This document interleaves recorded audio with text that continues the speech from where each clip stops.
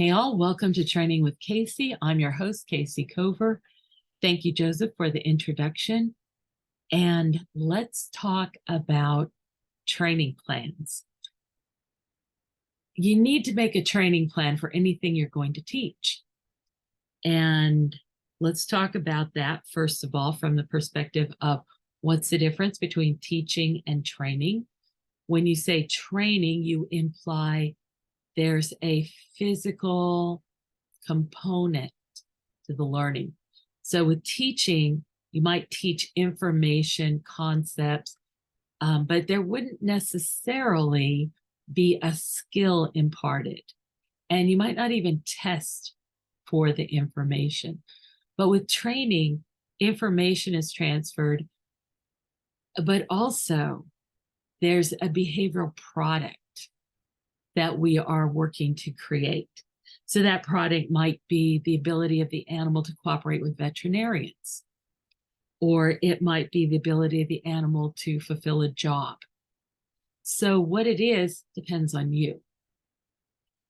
But something that is changing and needs to change with pet owners is that they need to have a lifelong training plan for their dog. So it used to be that people and dogs lived and worked together, and a lot of times the dogs were pretty independent. I remember when I was a child, some of the dogs roamed the neighborhood all day long and came in at night, if then. And we knew all the dogs. The dogs were like part of the neighborhood. So they would come and play with us and we would walk them around and all this stuff. But it's not like that anymore. Or it shouldn't be like that. Now the dogs live at home. And if a dog is running around stray on the streets, that's a problem. It's a safety problem for people with dogs that are out walking them. So it's no longer true that all the dogs in an area know each other and are often safe together. Similarly, we used to try to solve behavioral problems by teaching obedience. Now I'm all for obedience training. There's many good things that can come of it. But using obedience training to try to stop dog reactivity, hyperarousal, separation anxiety is simply not logical or practical.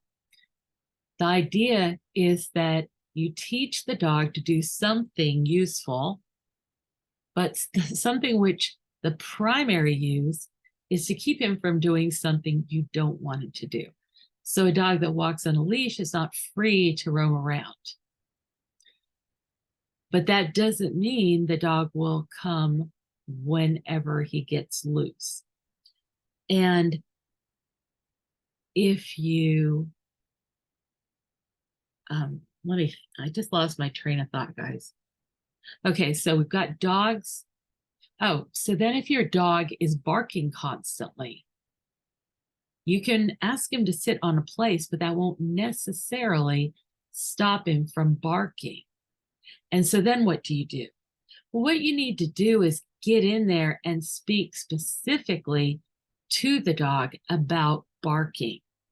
And so rather than, get him involved in something that lessens the likelihood that he'll bark, you get his brain thinking about and recognizing barking.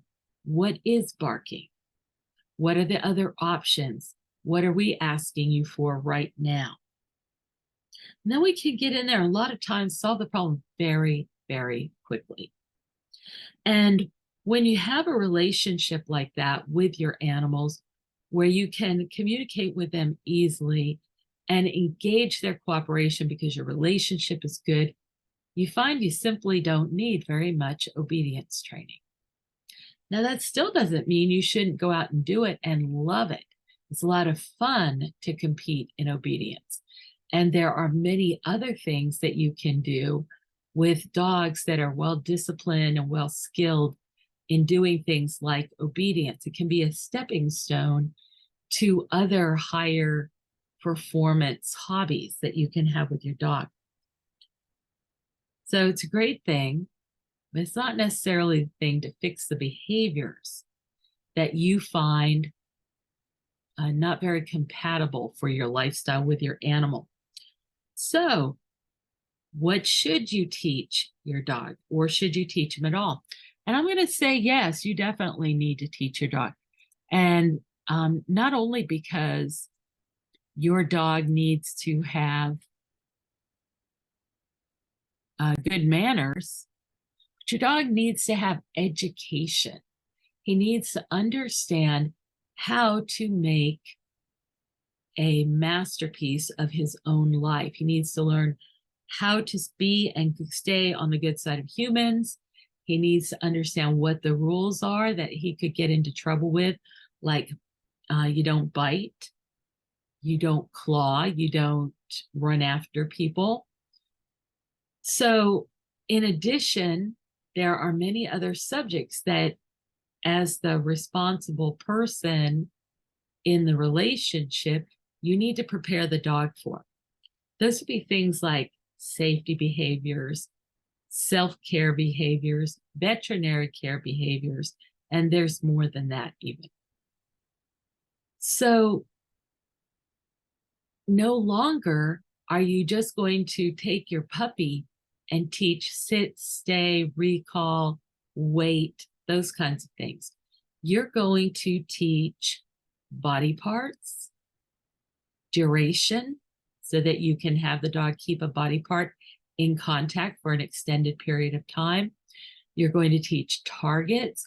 You'll teach the animal how to cooperate with getting an injection and also with giving blood, cooperating with ear cleanings and ear exams, eye exams, toothbrushing, swabbing the mouth, taking something out of the mouth, maybe even scaling the teeth.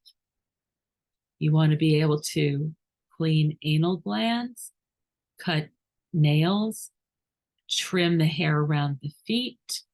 It goes on, and that's just the medical stuff. How about being in a crate? If you're a person that thinks a dog shouldn't have to be in a crate because the dog should be as free as possible, think again. Crates are incredibly important for people that are keeping dogs. It gives the dog a safe, personal place that he can go to where nobody bothers him. So if you have children visiting and so on, the dog can go in his crate and be happy and be safe and be at peace. In addition, if something happens, lately we have such extreme weather, and dogs and owners are often separated. And the dogs will get picked up by animal control and put into, you guessed it, crates, kennels of various kinds, right? But the dog, that's not when you want your dog to have to come to terms with being kept in a small enclosed space. So if you do it ahead of need, and you do it in such a way that it's fun and inviting, then your dog is going to love his crate. Now, when I say love his crate, am I being hyperbolic? No. In my family, my husband had a dog and he didn't have to go in a crate. I had 4 or 5 dogs. It's amazing I have a husband, right? I had 4 or 5 dogs and they all had crates. And it was okay with me that his dog didn't have a crate. But you know who it wasn't okay with? It wasn't okay with his dogs. So at this time, my dogs were all sleeping out in the garage and his dog got to sleep in the house. And so every night when we were going to bed, I would take all the dogs into the garage together, but Shadow didn't stay there. He would come into the house until he wouldn't. Shadow became downright militant. He wanted a crate. How do I know this? Because he would sneak into Callista's or Kia's crate and then stand there like he owned it, trying to displace them. I would have to gently but firmly remove him from their crate so that they could go to bed. But I got the message. I brought Dave out to see this whole routine, and we decided to get Shadow his own crate. Now, I didn't mind if it went in the house, and I didn't mind if it stayed in the garage, but Shadow minded. Shadow wanted to be out with the other dogs. So we set up his own crate, and every night he very proudly went into it. Until one night when one of Dave's children was visiting, and they were a little bit disturbed that Shadow was relegated to a crate outside. And they asked, could he sleep inside with them? And I said, yeah, that's fine. You can, just get him. Can I take him in the car? Yeah. Except they couldn't.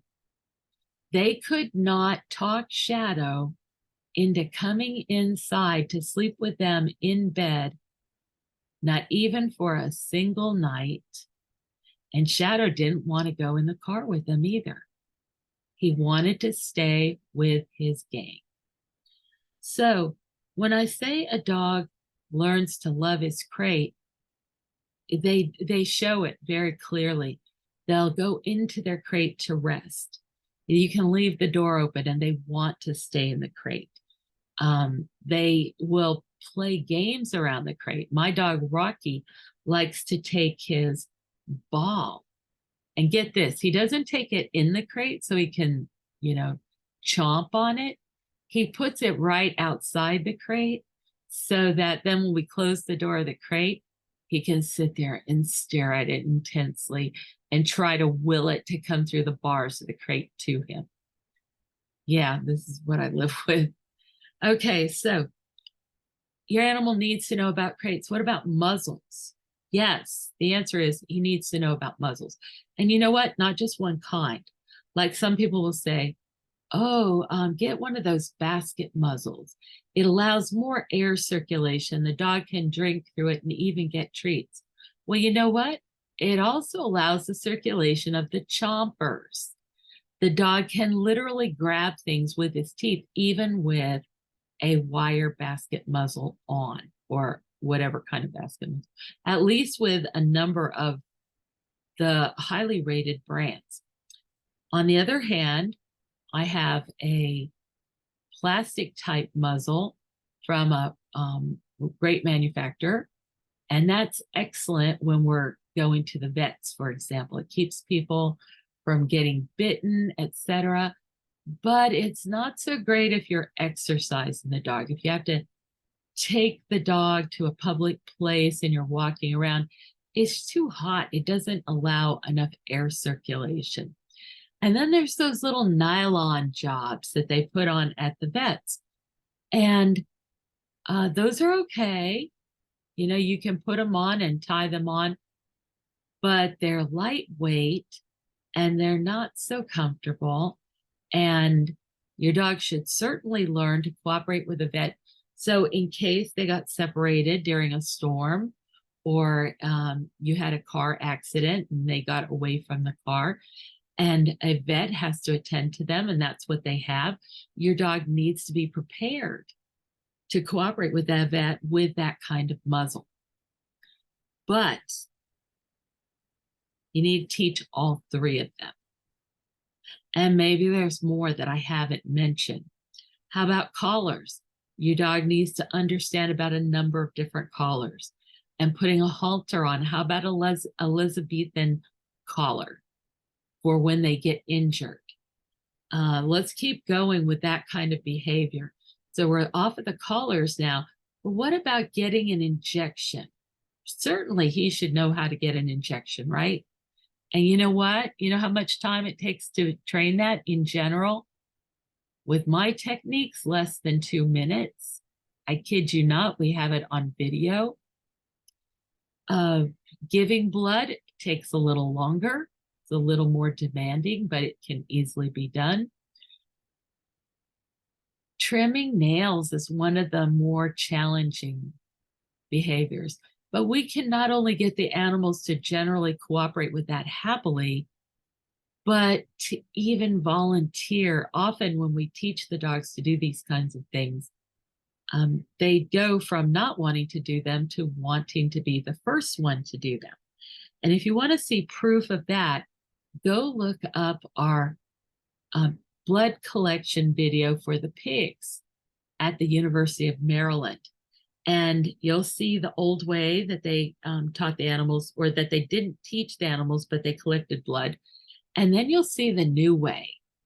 And the new way took an average of 1 hour to teach, not in one setting, but in 3 to 5 minute sessions, 2 to 4 times a week for about 2.5 weeks. And the biggest problem we had is all the pigs wanted to be first. So there you have it. That's why we call it perception modification. They went from being afraid of the procedure to looking forward to the procedure. Now, I promised you proof of that. If you watch the video, it's like 34 seconds long, I think. And you'll see the first way that they collected blood, and then you'll see the second way. And it's so quiet. And if you look, you will see that behind the tech collecting the blood sample from the willing pig is a second pig politely waiting his turn because he wants to be second. It's great. It's great. I'm sure everybody would like to have that. So let's get busy on it. All right, so let's talk about this systematically. Training requires 2 things: communication and motivation. So you're going to need to teach communication skills, and you're going to need to develop motivation habits. Motivation is almost like capacitors, where you store up good stuff that then causes the animal to want to do more good stuff together. So capacitance in motivation, capacitors. All right, so the communication, I've got an outline up here for you to follow with me, includes 4 big elements. First is name and explain. That is simply a process of narrating what's going on. You're explaining everything to the animal as it goes by, as if you were the animal's paid guide to the human world, which you are. It's absolutely what you are, except for the paid part, okay? So you're going to teach, you're going to use name and explain to name everything that's going on around the animal. And you're going to use it to create vocabulary. Now, I just thought of another thing I have to tell you here. Let me just add that. We'll get to it.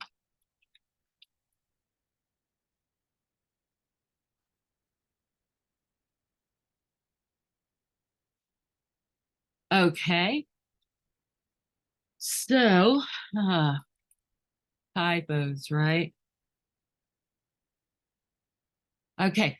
So name and explain to create the vocabulary and the awareness of what everything is and what's happening. You know, even if your dog is right there and maybe he could figure it out for himself, there can be so much going on that he might miss really important things that you want to make sure he notices and stores for later. And name and explain allows you to go through and point out these important points. So the next thing you need are bridges. So name and explain is specific information about the environment. Bridges is less specific feedback. It tells the animal when he has, when he's on the right path, where he'll be successful eventually, or when he has met success. So there's names for those 2 things. We call them bridges because they bridge a gap of time between the instant the animal does whatever you ask him to, and the instant when he gets any further reward. And their primary, I'm sorry, not primary, intermediate bridges and terminal bridges. Intermediate bridges tell the animal you're on the right path. If you keep going in this direction, you will meet success. And when they do meet success, they meet a terminal bridge. So I don't want to take a lot of time on it here, but I do want to just give you a heads up. And intermediate bridge is not the same thing as a keep going signal. Okay. And you can see a podcast on that to get more information. Just search the podcast list for keep going signal. But it's not the same thing as an intermediate bridge. Okay, once you teach the bridges, you're going to teach targets. And targets allow you to focus the animal's attention and focus his presence. So you can put the animal's attention in a particular place. You can put his entire body or any part of his body in a particular place. Targets allow us to cause the animal to put his attention on the specific information that we have that's important for him. It also allows us, once we have that focus there, to then actually trace the behavior. We can move the target through space and show the animal exactly what we're going to ask him to build.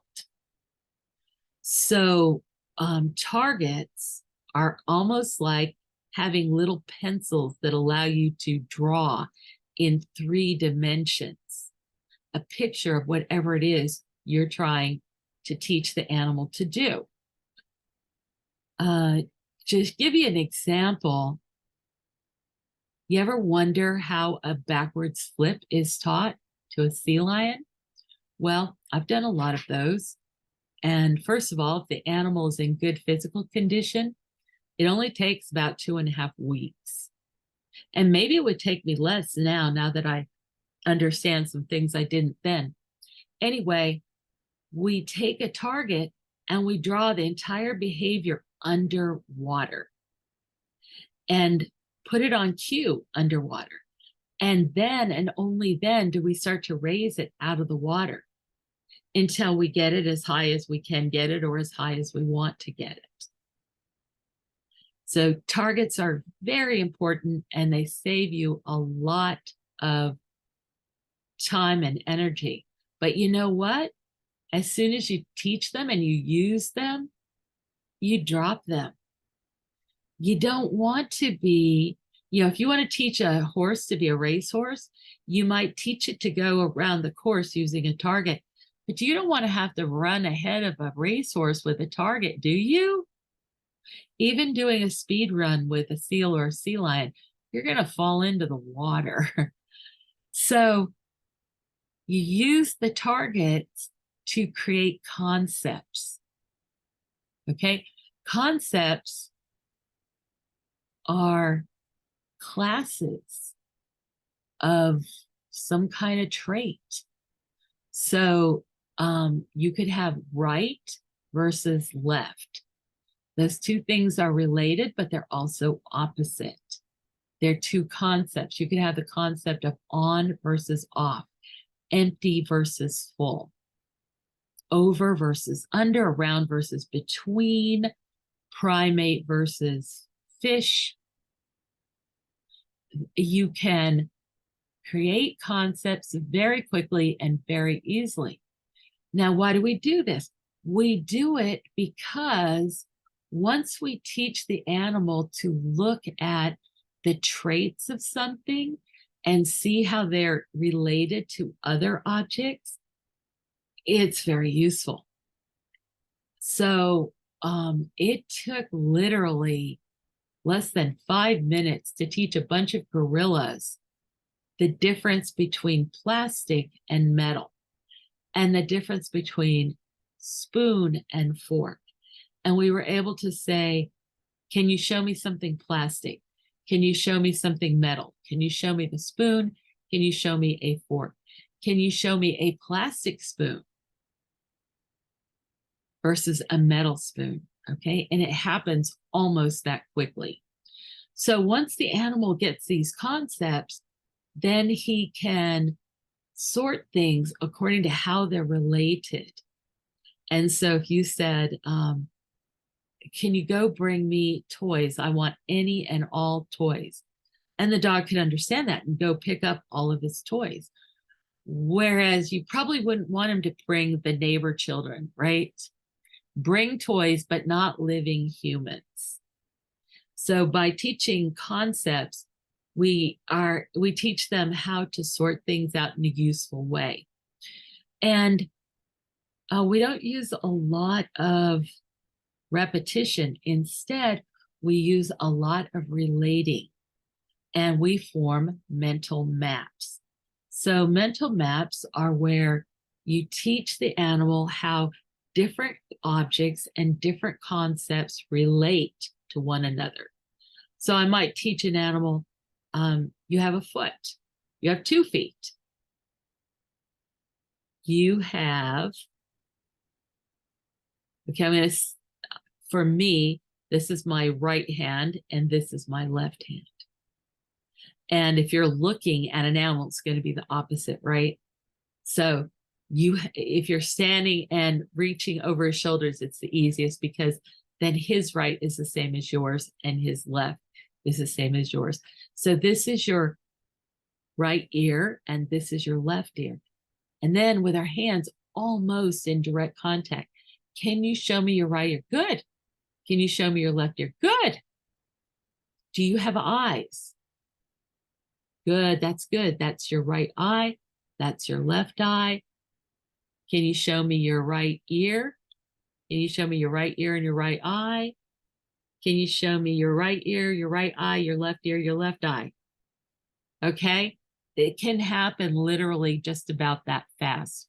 So we start with simple vocabulary building and also with feedback through the bridges. We develop a target to use to communicate about actions, okay, to describe actions. Then we name those actions. We continue to teach concepts so that we can focus the animal on critical traits that groups of objects share. And then we put that all together in mental mapping. You don't want to skip any of this. Okay, now let's talk about integrity. I have identified 6 elements of integrity, and they're all really important to your relationship with animals.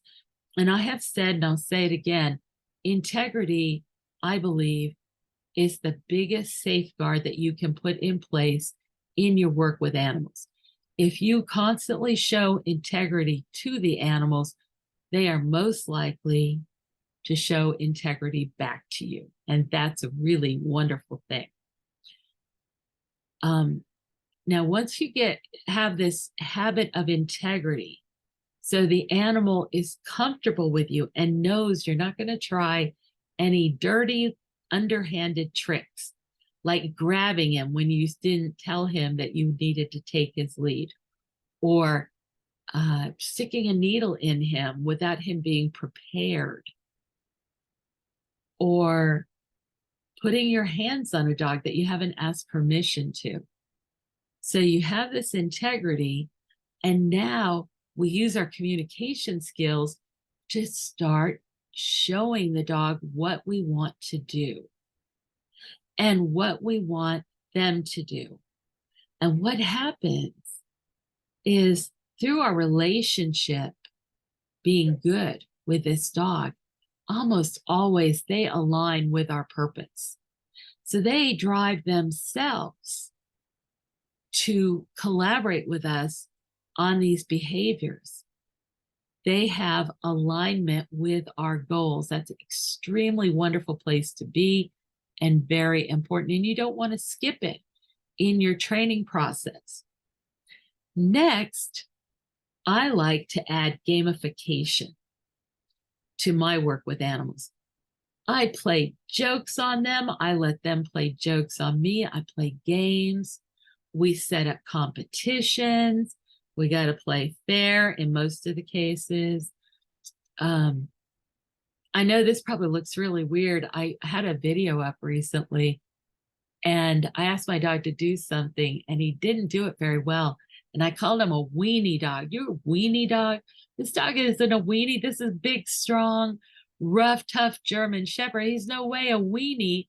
I would call him a weenie when he cheated or when he didn't really give it his top effort. But then if I did it wrong, I would go, oh man, I'm such a weenie. I don't know why weenie, right? Like a chiweenie. No offense to the Chihuahuas, but it's like it's a little effort, not a big effort. Okay, so motivation, integrity, alignment, and gamification. All right, now let's talk about the priorities of the actual training. We talk about the things that we put together to set the stage for effective training, the communication and the motivation. And now we're going to get into the actual jobs. So think of training this way, at least for an exercise. I don't look at it as I need my dog to sit, stay, roll over, and get a shot. I say I need to teach my animals safety behaviors so they know not to bite, they know not to jump on people, they know not to lunge. I need to teach them husbandry behaviors so that I can easily and safely feed them, keep them in the correct area for them, put their leads on and off, put muzzles on and off, give them supplements, give them, whatever they need, right? The husbandry is the care of the animal, the daily care. Then we have the vet care, and that's where we definitely would be teaching them about eye exams, ear exams, toothbrushing, swabbing the throat, looking up the nose, trimming the nails, trimming the hair between the nails, cleaning the ears, impacted anal glands, injections, taking their rectal temperature. Maybe they don't do that very much anymore, but I like to cover all the bases, right? So to speak. And so I still do that with a digital thermometer. I always reassure the dogs. I have a clinical interest only, okay? And what else do we have? You might even have to put a tube down a dog's throat. You might have to bandage any part of them. So you need to teach him about these things before it's an emergency. That is not the time to stress him out by requiring him to hold still when he doesn't understand something. You need to teach ahead of need. Okay, so number 4 is environmental resilience. You want your animal to be able to function not just at home, but also outside in your backyard, and maybe your front yard, and maybe on the street, and maybe in your car, and maybe in the vet's office, and at the school, the dog training school, and maybe at the dog park, although I don't tend to go to dog parks, and maybe at your neighbor's home, and at your friend's home, and at a school, and you get the drift. What about, is your dog afraid of gunshots? Is your dog afraid of sirens, air brakes? Does he want to lunge after birds? Cats, dogs, these are all things that your dog needs to learn to deal with that are part of his environment. So he needs to adapt to that environment. He needs to be able to change environments pretty quickly. Yeah, because you never know what you're going to have to do. Okay, next we have proofing. And your animal has to understand that whatever he learns, he needs to honor your requests in all these different environments we go over.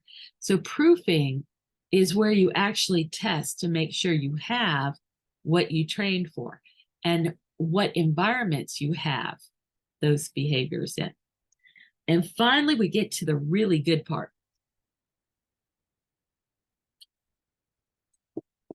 Next, your dog gets to have a career. This is so important because your dog is doing all this stuff for you. He's learning to cope with his stresses and manage his own behavior. He's learning not to jump up on children, to be quiet, at home or in the library or whatever. And he has to set aside his dogness that just wants to howl to the moon and chomp on things and dig things and chase things and search for things and hunt things. And you know what? As a collaborator and an ally to your dog, you need to align with his passions in the same way you ask him to align with yours. So you're going to teach your dog to be your dream companion, but you need to be his dream companion too. And you need to look for a career that's suitable for your dog. Your dog might like to do tricks. Your dog might like to do performances, maybe therapy, maybe going out and being a public figure, maybe doing obedience or hunting or search and recovery or detection or running with a coach. It could be anything. But look at the nature of your dog and his passions. And you're often going to find his passions in his problem behaviors, okay? Like herding dogs that run and nip at the feet and legs of other, people running around or other dogs or something. And that's because they really want to herd things. Herd, not hurt. Maybe they want both, but we're going to give them the benefit of the doubt. And so get out there and teach herding. And if you don't know any sheep, try tri-ball. There's lots of ways that we can do these things together. Okay, so now I'd like to talk to you a little bit about how you figure out what behaviors you're going to need to teach. And to do that, I create a lifeline. And I have two kinds of lifeline. I have an annual one, and I have a lifelong. There we go, lifelong lifeline. Okay, so I'm typing this as we actually talk. Bear with, thank you.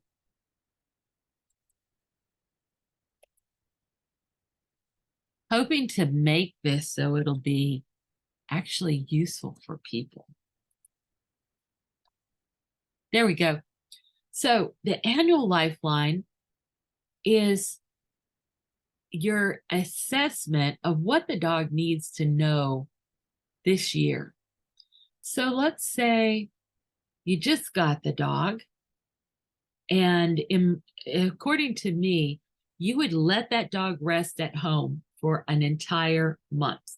I wouldn't do any additional training. I wouldn't parade the dog out to meet everybody, even a puppy. I teach them things that I could teach them at home, vocabulary, body parts, things that are very low stress and easy to learn and helpful to them. And I wouldn't do any puppy courses or anything until the dog was out of his quarantine area. And that's because we know that it takes an entire 30 days for an animal to be able to maintain their own blood chemistry after a significant event, like a move or rehoming, where they lose everybody they loved up until that moment. And they may really love you, but they're still grieving that what they have left behind, and they're still adjusting to all those changes and to whatever experiences they had while they were traveling to you and so forth. So once the animal gets to you, maybe you always take a vacation on the last week of July. And maybe you like to take your dog to the vet on the first week of July to make sure he's ready to go. And maybe we're going to move it to the second week of July because you're going to get travel papers for your dog so he can go on vacation with you. And travel papers are good for 10 days.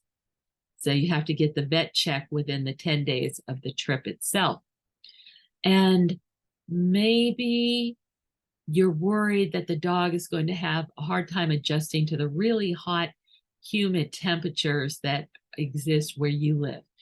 And maybe you know that he's going to go into training school at the beginning of June. And he's going to meet 100 other dogs and start doing drill team. Okay. Anyway, you write all these things down. And then you look at where they fall on the calendar. And you want to make sure that you have them trained for before you actually need them. So if you need to do your vet check in the middle of July, make sure you have it ready and proofed by the first part of July. That way you've got some time to go in and deal with anything that needs a little extra work. And similarly, if you're going to go on vacation at the end of July, you need to make sure your dog is ready for that he will be in a crate, that he can be in his travel crate, which is smaller than his home crate, that he understands about being jostled in the crate, that he understands maybe about hotels, about being quiet in hotels, etc., etc. So the annual lifeline gives you an opportunity to plan what you need to train by when for that upcoming year. But you need to also do a lifelong lifeline.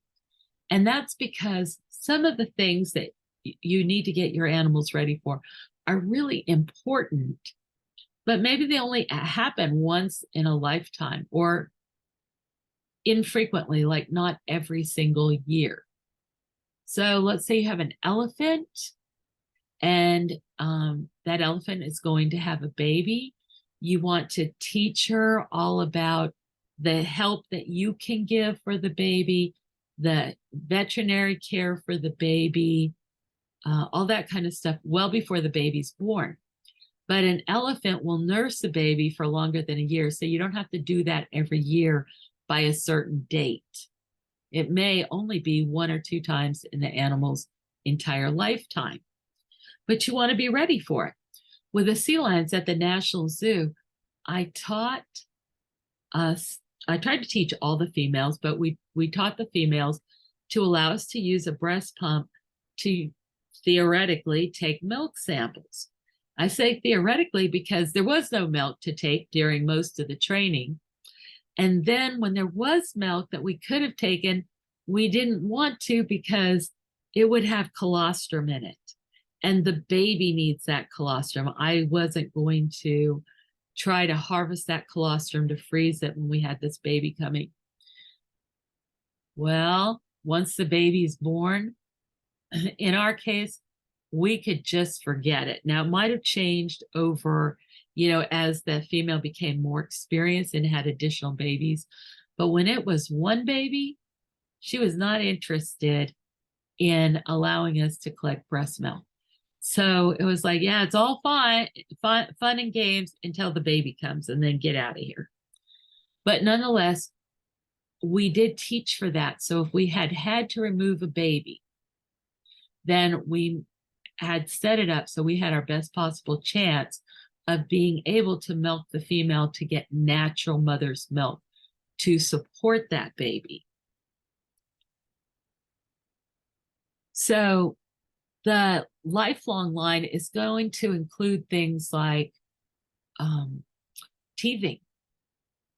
And when the youngster loses their first set of teeth and gets their second set in, the fear period in dogs where they suddenly change, like from about 8 months to a year and a half, sometimes as long as 2 years, where they're much more reactive to things than they were before that, when they may all of a sudden have to deal with sex and other animals. That can be very stressful. So with seals and sea lions, for example, they have their babies at a certain time of year, and their babies are born. The parents normally molt right around the same time. Then the parents breed. In the case of gray seals, the babes are only pups for about a month, I think, if I recall correctly. And then they're out in the water getting their own food, and the mother has rebred for the next year already. So the month right around the birth of the pups has got a lot of huge life changes for the animals. The pups are born, the pups are cared for, the parents molt, the mother rebreeds, and these are things that are stressful for the animals as well as changes. And so you want to have them be prepared for that. And let's say you had to, with sea lions, this would happen May and June. And let's say you needed to do a test because you had to send an animal somewhere in the middle of July. Well, you need to have the training for that medical procedure and for the shipping of the animal done in April, because you were not going to get the same kind of cooperation in May, June, and even July. So you needed to train ahead of need and have this done before the animal hit the breeding season. And you want to get it done before the animal actually needs to be shipped. So everything that had to do with shipping, including going into transport cages, having those cages covered, being out of the water for extended periods of time, being sprayed with water to keep them cool, sometimes keeping them on ice. These are all things that you needed to explain to the animals and get them used to before it was actually required. So this global training plan is the result of my building lifelines for dogs and training plans for dog jobs. And so I put it all together and made a global training plan. A global training plan being what just about every, in this case, dog needs to know. So the first thing, remember, we have to teach them about communication or information that we have to impart to them. So the first thing we're going to teach is name and explain, where we constantly build vocabulary and label all of life. Then there's the bridges, the terminal bridge and the intermediate bridge, and targets. And for targets, we're going to teach the two-finger target first in general, but also a pole target, which is an extension of our reach. You think about the sea lion that I told you, where you teach them to do a backwards flip. I can't do that using having them target my arm, because I can't reach that far in the water. So I need a target pole. And you also often want a target station, which allows you to send an animal out to a remote place and to stay there and wait. And we're going to teach them the concept of distance, direction, and duration. Now, here's the good news. To teach the terminal and intermediate bridge and the two-finger target takes less than 2 minutes. And I can add the pole and the station target and teach which of those takes priority over the others in another 2 minutes. And then I can teach distance, direction, and duration in another 2 minutes. So in 6 minutes, I can do all of this. So it's not a problem. It's not like it's a big job. You just need to do it. You just need to have the courtesy to explain these things to the animals. So what do we do next? Generally, I go straight to body parts because he needs to know body parts to get his little sweater on, to get his booties on, to get his collar, his halters, his leads. If you're going to pick him up, if the vet's going to do something, if the groomer is going to do something, if you're going to cut his nails, clean his ears, all of this benefits if the animal understands his body parts. So we're going to teach nose, muzzle, chin, bridge of nose, cheeks, ears, eyes, head, neck, throat, shoulders, front leg, steady front leg, elbow, wrist, foot, toes, nails, tongue, wither, saddle, back, croup, rump, leg, thigh, knee, hock, foot, tongue. Oh, I said tongue before. What I meant to say was torque the nails. So we teach the nails, but we also teach the animal to understand that we twist the nails. Then we get back to the tongue, the inside of the ears, dog privates, their rectum, their tail, and I probably missed some. But you know what? We can teach all of those things less than 10 minutes. Hard to believe, but it's that fast. And you don't have to teach them all at once. You could teach 5 or 6 one day, and the next day teach another 5 or 6, and the next day teach another 5 or 6. And then you start relating them back and forth. So the dog knows, I have 4 feet, and these 2 are right feet, and these 2 are left feet. And these 2 are front feet, and these 2 are back feet. And these are opposite front rear, and these are opposite front rear on the other side. And so it goes. We teach all of these things. Now let's go to concepts. Here are concepts that we always teach: right versus left, up versus down, tight versus loose, 1 versus 2 versus 4, front versus rear, over versus under, around versus between, proximal versus medial versus distal versus ventral versus dorsal, quiet versus like vocal or barking, wait versus execute, so that I can give a cue and ask the animal to wait until I then give an execute cue. Now, some of these things aren't going to make sense to you, but just I'm going to tell you anyway, and we'll talk more about them in future podcasts. We've got pattern counting, and we teach the animals to recognize the patterns for 1 count, 5 counts, and 9 counts, and multiples of 9 counts. And that's really useful when we're teaching an animal to extend duration. We also teach the muzzles, nylon versus Jafco muscle versus a Baskerville muscle.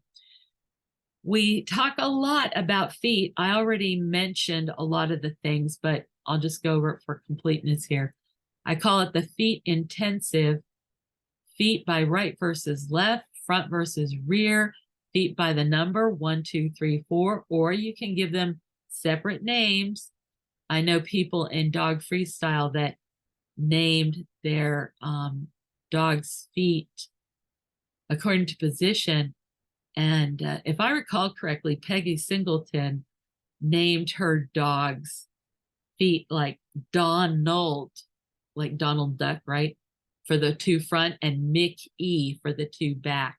So maybe Don was the left front and Ald was the right front, and Mick was the left rear and E was the right rear. Because in freestyle dancing, she needs the dog to know which foot needs to be moved where. And she was a Disney fan, I think. Okay, then we're going to add action. So after concepts, we add actions.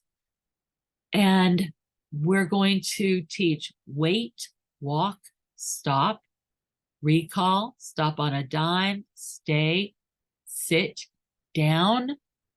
And 2, I forgot to add are leave it and drop it. And I said wait and stop. Okay, that's important. Now we do have a recall, but I just want to take this opportunity to mention that the recall generally is not as critical to me. I want the 4 behaviors that I consider most critical are leave it and drop it, wait and stop.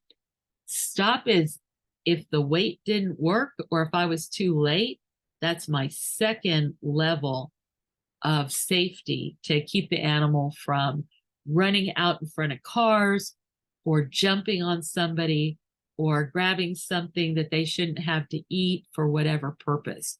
So the absolutely biggest priorities there for me are wait, stop, leave it, drop it. All right. Then we have the medical exam. We already talked about that. Husbandry, we talked about that a lot. Grooming. And then we're going to add some different kinds of targets, especially, for example, if you want to do television or theater work, these can be really helpful. Television as in media, whether it's ads or movies or, actual television shows, theater work. Referential targets, where the animal stays not in direct contact with the target, but a certain relationship to the target. So Dalmatians run with carts, but you need to not have them running under the wheels of the cart. They need to stay in a certain relationship to the cart and not get too far behind or too far ahead, to stay out of the way of harm from the horses and the wheels, and close enough that they don't risk getting hit by some other vehicle. So for that, we teach a referential target. Stay back by the right rear wheel within 3 feet and not getting ahead of the wheel, or whatever it is that you decide you want to have. And then concepts like defer to my pulling versus push versus pull, or mouth open versus mouth close, take versus give, pick up versus put, catch versus throw versus bat, hold versus carry versus deliver, and carry for varying durations. Pick up from the ground, from the water, catch in the air, throw in the air. Stationary target, moving target, retrieval. Then some more advanced work. You're going to have, I don't even know if I put it in here yet. So let me check. Okay, we're going to put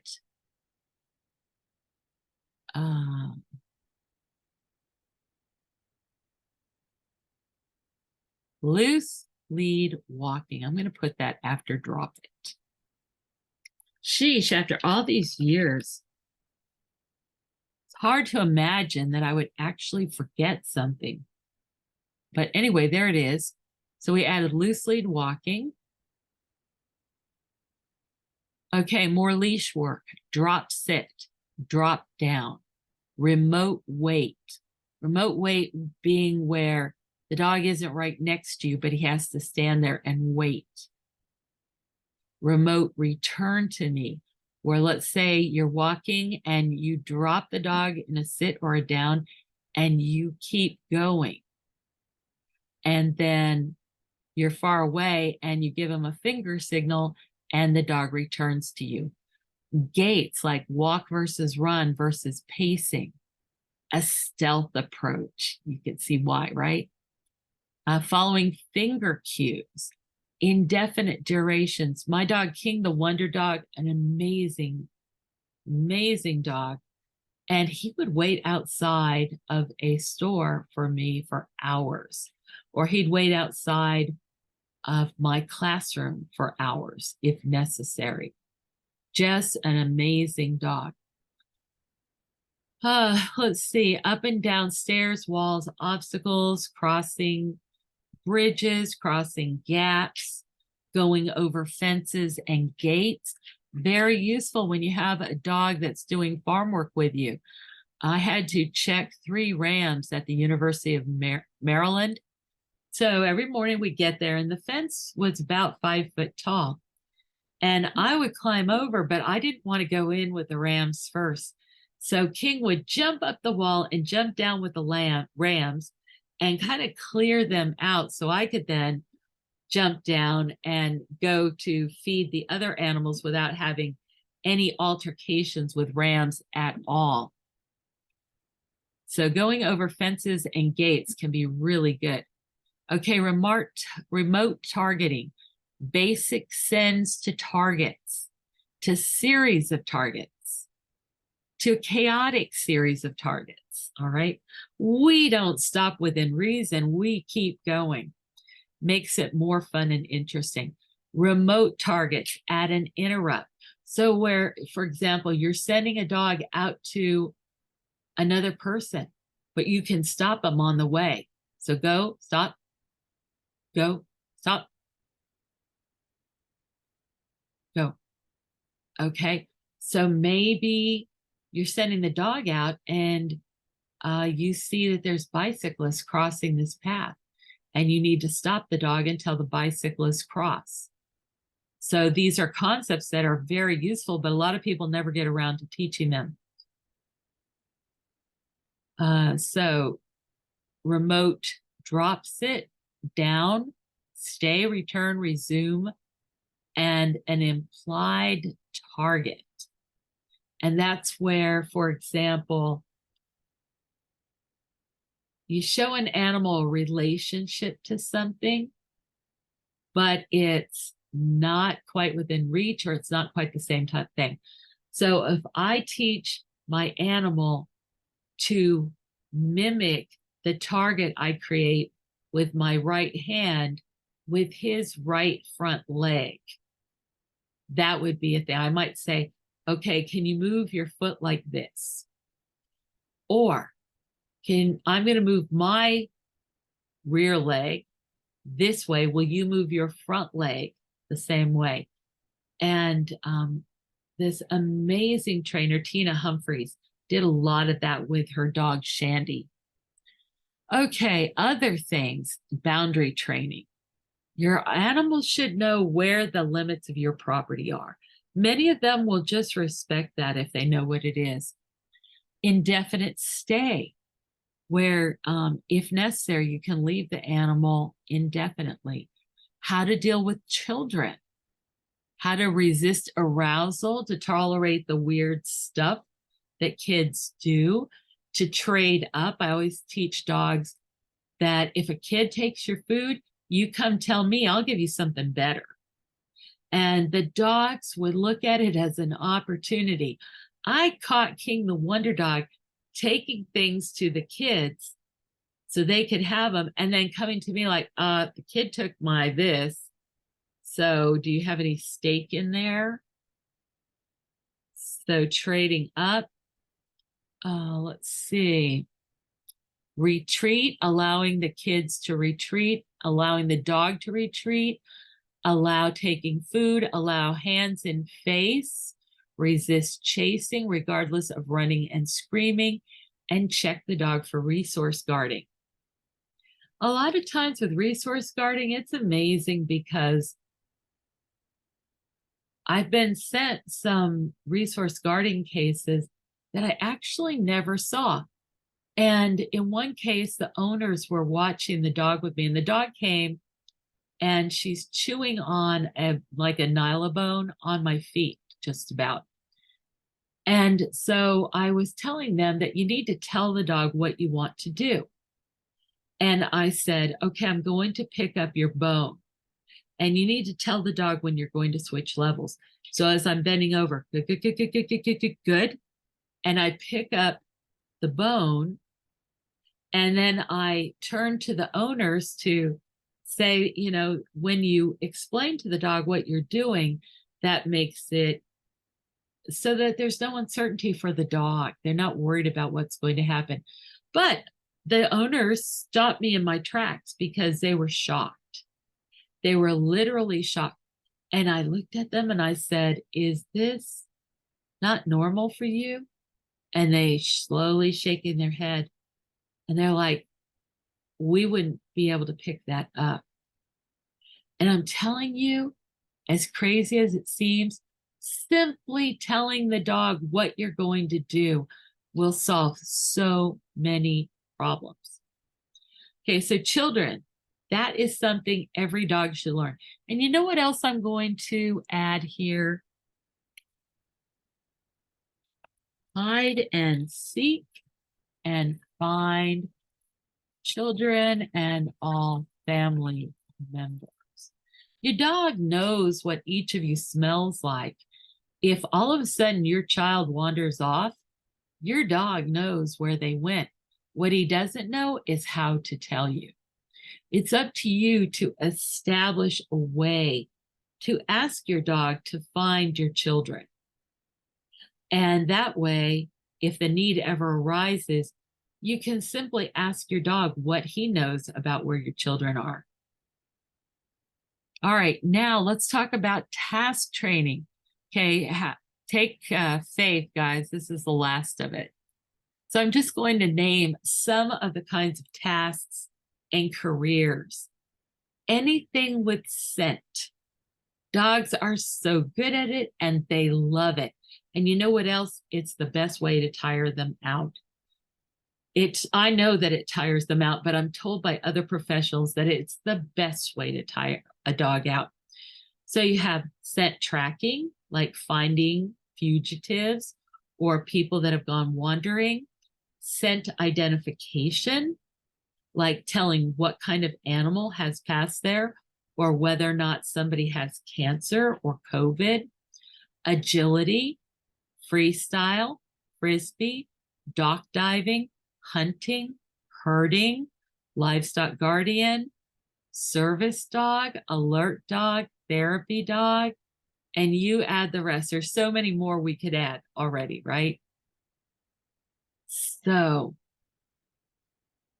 now, once you get all that done, just remember that you keep doing it. You keep revisiting things. You keep making things more interesting. Training is a way of life. Teaching or learning is a purpose of life. You want to experience and explore as many things together with your animals as possible. Okay, let's do just a quick summary. Okay, for training, you have to get communication and motivation. Then you're going to set your priorities. You're going to cover communication first, then motivation, then safety, husbandry, vet care, environmental resilience, proofing, and career. To figure out what actual behaviors we need to teach in all of those categories, we use lifelines. We use a lifelong lifeline and an annual lifeline to make sure that we have our training in place before we need it. And to make sure that, I think I forgot to mention it the first time through, you spread the training out. If you have 10 things that you need to train and they're all due in December, you don't start them all in November. You start, the most important one in January. And as soon as you get that well on the way, you're going to add another one. You'll be adding most months a new thing at least every month. And maybe you're going to take a couple of months off for breeding season or for your vacation travel or something like that. Okay, then we set up information skills, name and explain, bridges, targets.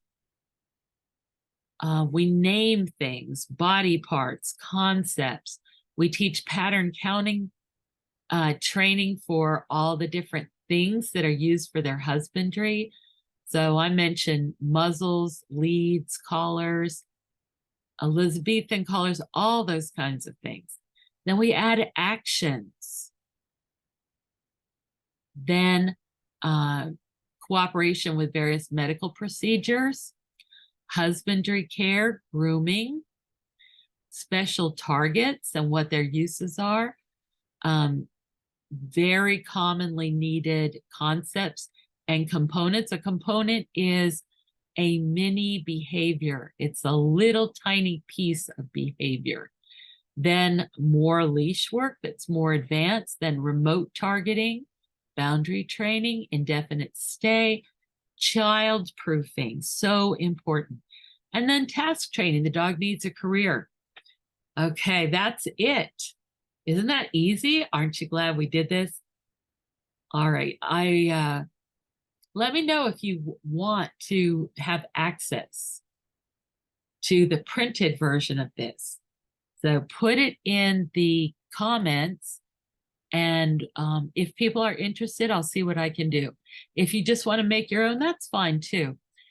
Hey, people, every day, every time, I thank you for sharing this with your friends. It's helping me to get the word out. And of course, I'm passionate about all animals having the very best opportunities to live their best versions of themselves. So thank you for your help getting the word out. Thank you for your likes, your comments, your subscriptions. Please tell your friends, and we'll see you next time. Take care.